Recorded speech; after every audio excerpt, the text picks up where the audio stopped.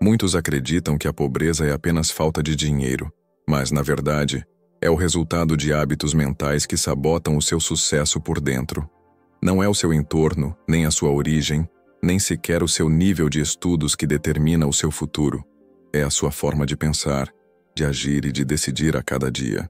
Eu, Joe Dispenza, te digo que a verdadeira riqueza começa na sua mente, quando você decide assumir o controle total da sua vida.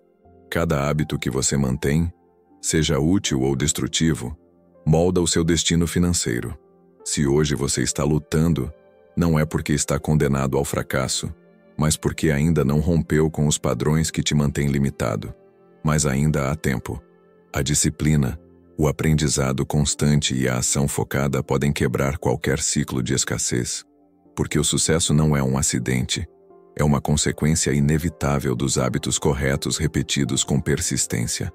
Há momentos em que fecho os olhos e sinto um peso que não vem das contas, nem do que está na minha carteira. É como se algo mais profundo, invisível, estivesse determinando o tamanho do meu mundo. Percebo que, antes mesmo de faltar algo lá fora, já existe uma falta aqui dentro. É uma ausência de confiança, de fé, de visão. É como um eco constante me dizendo que não posso, que não dá, que não é para mim. Sinto que essa voz se disfarça de prudência, mas na verdade é medo. Ela se infiltra nas minhas decisões, nas minhas escolhas e até nas coisas que deixo de tentar. É como se cada vez que cedi a ela, uma porta se fechasse silenciosamente. E quando dou por mim, estou num quarto pequeno, olhando para paredes que eu mesmo levantei, tijolo por tijolo. Lembro das vezes em que tinha oportunidades diante de mim, mas minha mente já estava programada para recuar. Pensava nos riscos, nos possíveis fracassos e nunca nas possibilidades de dar certo. A pobreza, percebo agora, não começou quando perdi algo, mas quando desisti de acreditar antes mesmo de tentar. É curioso como, ao longo da vida, vamos colecionando pequenas derrotas autoimpostas. Não são os outros que me dizem não.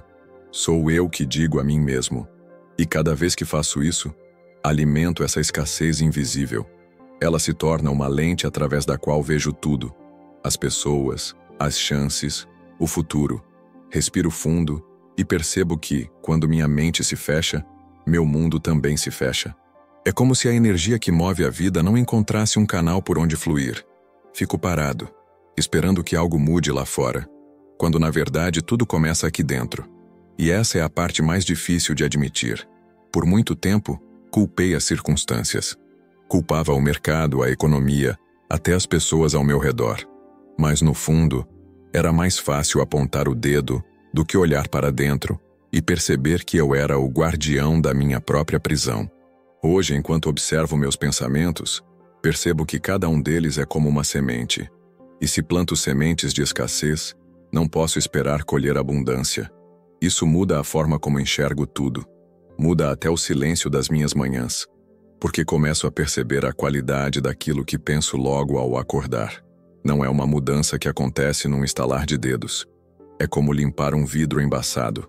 Primeiro, vejo sombras, depois contornos, até que, finalmente, começo a enxergar com clareza. E essa clareza é a primeira fresta por onde a luz entra. E me pergunto, se a pobreza nasce na mente, o que acontece quando essa mesma mente decide parar de alimentar a escassez? É nesse ponto que algo começa a se abrir, ainda tímido, mas real. E sinto que essa resposta pode mudar tudo. Às vezes percebo que não preciso de correntes ou grades para ficar preso. Basta um pensamento de escassez para erguer um muro que me separa do que quero viver. É tão sutil que quase não percebo quando começa. Um simples não vai dar ou não tenho como, e já estou fechado num espaço pequeno demais para o tamanho da minha alma. Esses muros são invisíveis, mas o impacto deles é físico. Sinto no corpo a tensão, o peso nos ombros, o aperto no peito. É como se o próprio ar ficasse mais denso, mais difícil de respirar. E tudo isso porque, lá no fundo, permiti que uma ideia limitante ganhasse espaço e se tornasse lei dentro de mim. Lembro de situações em que a oportunidade estava ali, tão próxima que eu podia tocar. Mas ao invés de dar um passo, recuei. Não por falta de capacidade, mas porque minha mente já tinha decidido que eu não merecia. E quando acredito nisso, todo o resto se adapta para confirmar essa crença. O mais curioso é que, mesmo sem perceber, começo a moldar minha vida em torno desses muros. Evito lugares, pessoas e conversas que possam desafiar essa limitação. Fico na zona conhecida mesmo que ela seja desconfortável, porque ao menos sei como lidar com ela. Mas no fundo sei que essa segurança é só mais um nome para medo. Respiro fundo e percebo que esses muros não são sólidos como parecem. São feitos de pensamentos que eu mesmo repito dia após dia, até acreditá-los como verdades absolutas. E se eles foram criados por mim, também posso desfazê-los. Posso deixar que cada tijolo caia, um por um, até que o horizonte volte a aparecer.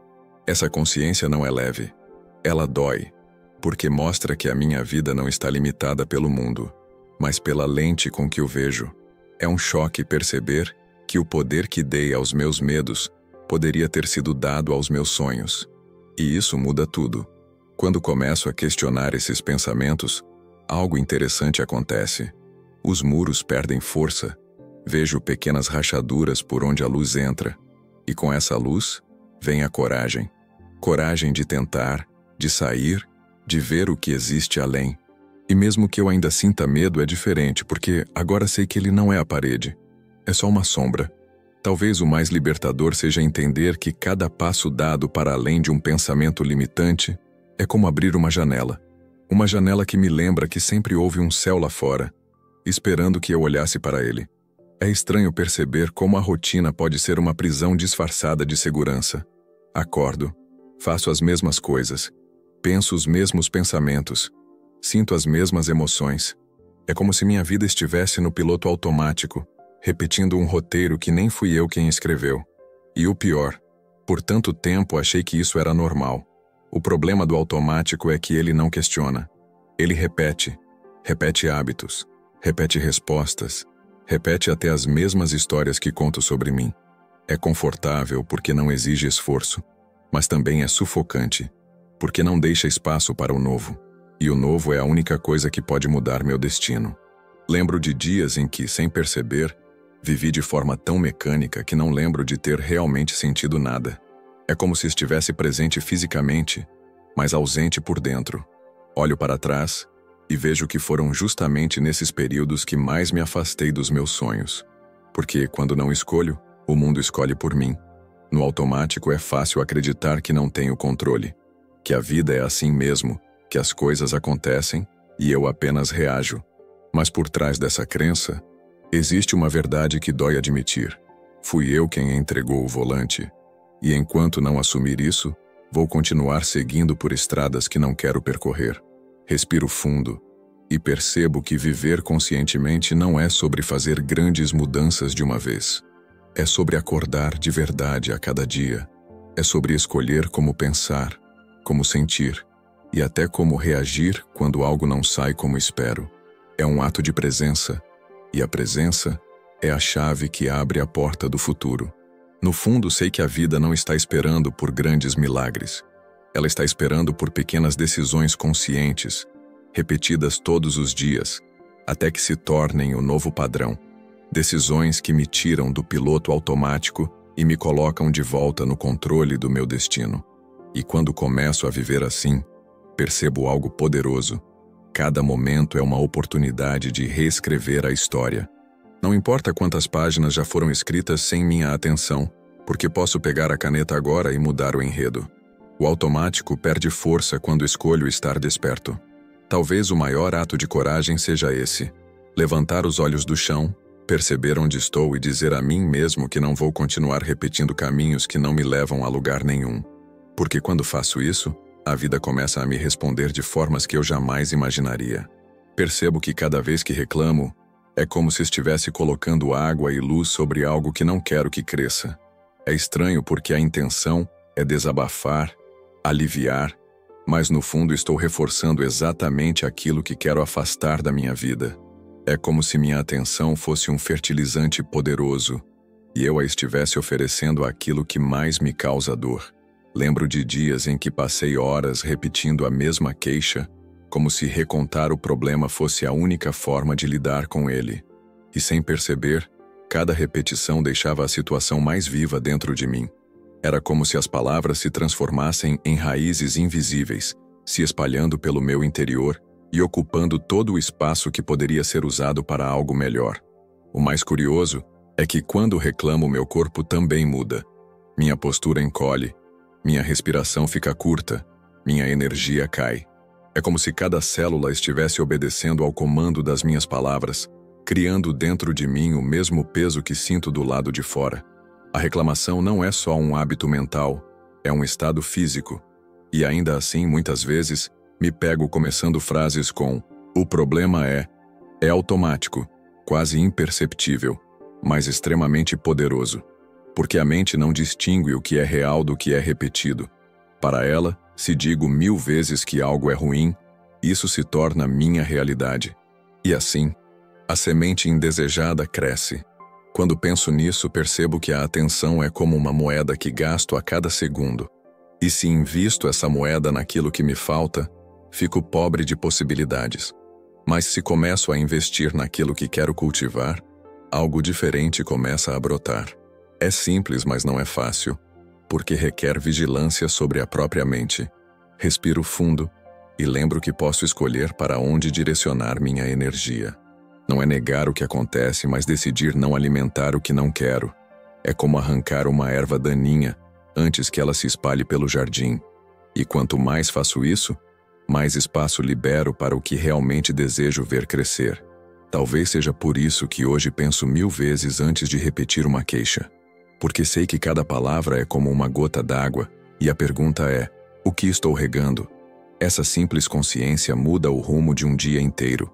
E às vezes, até o rumo de uma vida inteira. O medo tem um jeito silencioso de se infiltrar nas minhas decisões. Ele não chega gritando, chega sussurrando razões lógicas para eu ficar onde estou. Sussurra que é melhor esperar, que não é o momento certo, que preciso de mais segurança antes de dar o próximo passo. E quando percebo, esses sussurros já se transformaram em correntes invisíveis que me impedem de avançar. Lembro das vezes em que uma ideia nova me empolgou, mas bastou imaginar tudo que poderia dar errado para sentir minhas pernas travarem. E não é que os riscos não existam, é que o medo os amplia, distorce, coloca uma lente de aumento sobre eles e me faz acreditar que são intransponíveis. No final, fico preso antes mesmo de tentar. O mais cruel é que o medo não só me impede de crescer, como também me faz aceitar menos do que mereço. Ele me convence de que o conforto do conhecido é mais seguro que o risco do desconhecido. E assim, minha vida vai se moldando ao tamanho do meu medo, não ao tamanho dos meus sonhos. Respiro fundo e percebo que arriscar não significa agir sem cautela, mas sim não deixar que o medo seja a voz mais alta dentro de mim. É sobre ouvir meus desejos com mais atenção que minhas inseguranças. É sobre lembrar que toda mudança carrega desconforto, mas que é esse desconforto que abre portas que antes pareciam trancadas. Entendo que o medo, no fundo, não é o inimigo. Ele é apenas um alerta do meu corpo dizendo que estou entrando em território desconhecido. Mas se sempre recuar diante dele, vou passar a vida inteira andando em círculos, dentro de um espaço que já conheço de cor. E não foi para isso que nasci. Quando aceito isso, começo a olhar para o medo como um sinal de que estou no caminho certo. O caminho que vai me tirar do que é pequeno e me levar para algo maior. Não maior no sentido de status ou números, mas maior no sentido de vida plena, de expressão verdadeira, de ser quem realmente sou. Talvez o maior risco de todos seja viver com a falsa segurança de nunca arriscar nada, porque no fim, não é o erro que mais pesa, mas sim a pergunta silenciosa: e se eu tivesse tentado? Essa pergunta, sei, é muito mais pesada que qualquer fracasso. Percebo que cada vez que olho demais para o caminho dos outros, começo a perder a força para seguir o meu. É como se minha energia, que deveria estar alimentando meus passos, fosse desviada para alimentar uma história que não é minha. Comparar não só me distrai, mas também me enfraquece por dentro. Quando vejo alguém avançando mais rápido, é fácil esquecer que não conheço os bastidores. Não vejo as lutas invisíveis, as noites em claro, as quedas silenciosas. Vejo apenas o palco, nunca os ensaios. E mesmo assim, Me julgo como se estivéssemos no mesmo ponto, na mesma corrida, com as mesmas condições. Essa comparação cria um peso estranho no meu peito. Começo a sentir que estou atrasado, que nunca vou alcançar, que talvez não tenha nascido para conquistar o que desejo. É como se cada comparação fosse um ladrão silencioso, levando não só minha paz, mas também minha confiança. Respiro fundo e percebo que cada jornada tem um ritmo próprio. O tempo do outro não é o meu tempo. As sementes que ele planta não são as minhas sementes. E se eu tentar forçar o mesmo ciclo, corro o risco de colher antes da hora, ou pior, de abandonar a colheita por acreditar que ela não virá. Quando concentro minha atenção no meu próprio caminho, algo muda. Começo a ver pequenos avanços que antes ignorava. Passos que talvez pareçam pequenos aos olhos de fora, mas que para mim significam um mundo. E é nesse reconhecimento que minha energia volta. Entendo agora que minha única referência real sou eu mesmo de ontem. Comparar meu hoje com o meu ontem é o que me mostra a evolução verdadeira. Tudo o mais é ruído que me afasta daquilo que realmente importa. Viver de forma autêntica. Talvez a maior liberdade seja essa: caminhar sem medir minha velocidade pela de ninguém. Porque quando faço isso, deixo de correr uma corrida que nunca foi minha e começo a viver o percurso que sempre me pertenceu.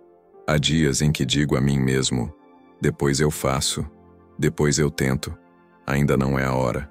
E essas frases, tão comuns, carregam um veneno lento. Elas parecem inofensivas, mas cada vez que as repito, afasto meus sonhos para um futuro indefinido, até que se percam de vista. É como deixar um barco no porto esperando o vento perfeito, e enquanto isso o casco vai apodrecendo. O problema é que o depois raramente chega. A vida se enche de urgências que não importam, e quando vejo, mais um ano passou sem que eu tenha dado um passo real. O silêncio desse adiamento é traiçoeiro, porque não dói de imediato. Ele apenas vai anestesiando minha vontade, até que desistir pareça natural. Lembro de quantas ideias já tive e deixei escapar, esperando por um momento ideal que nunca existiu. A verdade é que, ao esperar estar pronto, estava apenas buscando uma desculpa para não enfrentar o medo de falhar. E assim, fui me acostumando com a ausência daquilo que um dia me fez vibrar. Respiro fundo e percebo que meus sonhos não se realizam no futuro. Eles se constroem no presente. É no passo imperfeito de hoje que se abre o caminho para o amanhã. Adiar é como fechar a porta para a vida e acreditar que ela continuará aberta quando eu resolver voltar. Entendo que sempre haverá razões para esperar. Sempre haverá algo a aprender, a organizar, a resolver antes. Mas, se fico preso nessa lista infinita, o tempo passa e me rouba as chances que estavam ao meu alcance agora. O relógio não para, e o que não faço hoje dificilmente se torna mais fácil amanhã. Talvez seja por isso que sinto tanto peso ao pensar nas coisas que não comecei, porque sei que o preço do adiamento não é apenas o tempo perdido, mas a parte de mim que vai ficando pelo caminho. Sonhos não realizados se transformam em fantasmas que me assombram com o que poderia ter sido. E quando percebo isso, entendo que começar agora, mesmo pequeno, mesmo imperfeito, é um ato de coragem, porque cada passo dado hoje é uma semente plantada no terreno da minha vida. E se eu não plantar, não haverá colheita, apenas um campo vazio onde meus sonhos poderiam estar. Chego a um ponto em que percebo que continuar repetindo os mesmos padrões é como caminhar em círculos dentro de uma sala escura. Posso conhecer cada detalhe dessa sala, mas nada muda. E se quero ver o sol, preciso ter coragem de abrir a porta, mesmo sem saber exatamente o que há lá fora. Essa decisão não é fácil, mas é necessária. Entendo que quebrar hábitos não é apenas parar de fazer algo. É substituir a velha engrenagem por uma nova, feita de escolhas conscientes. Significa vigiar meus pensamentos, cuidar das palavras que digo e me aproximar de pessoas, ideias e ambientes que alimentam a minha expansão, não a minha contração.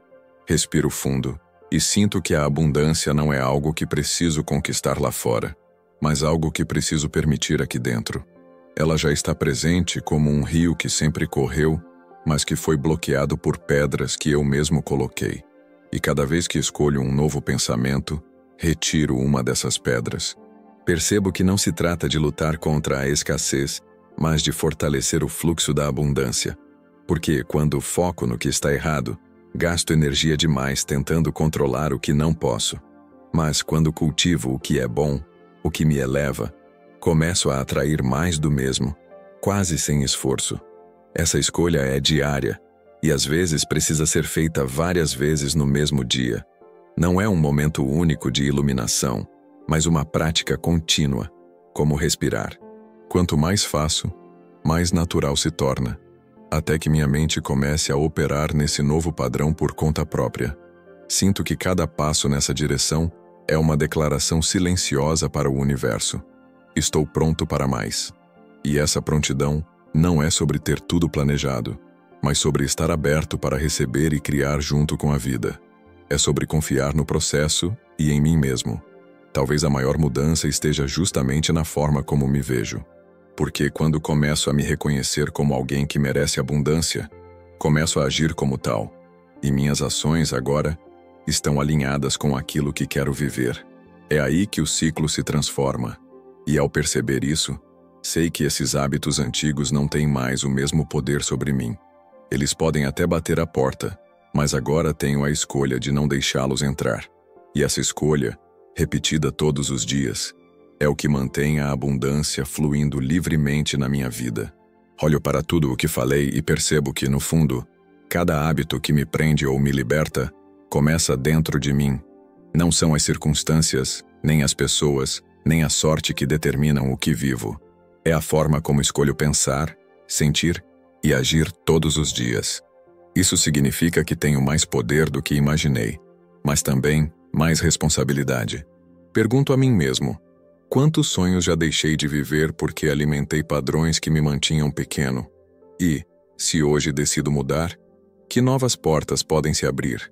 É impossível não refletir sobre o preço de continuar repetindo velhas atitudes e sobre a diferença que posso criar escolhendo novos caminhos agora. Sinto que este é o momento de parar de apenas entender e começar a aplicar.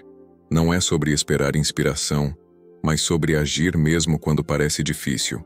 É assim que a transformação acontece, passo a passo, hábito por hábito, até que a mudança se torne parte natural de quem eu sou. Se essa mensagem falou com você, permita-se continuar esse processo todos os dias. Volte a este vídeo sempre que precisar se lembrar do que é possível. Inscreva-se no canal, ative as notificações e esteja aqui comigo diariamente, para que juntos possamos fortalecer essa nova forma de pensar e viver. Porque no fim, não é só sobre evitar a pobreza, é sobre construir de dentro para fora uma vida de verdadeira abundância.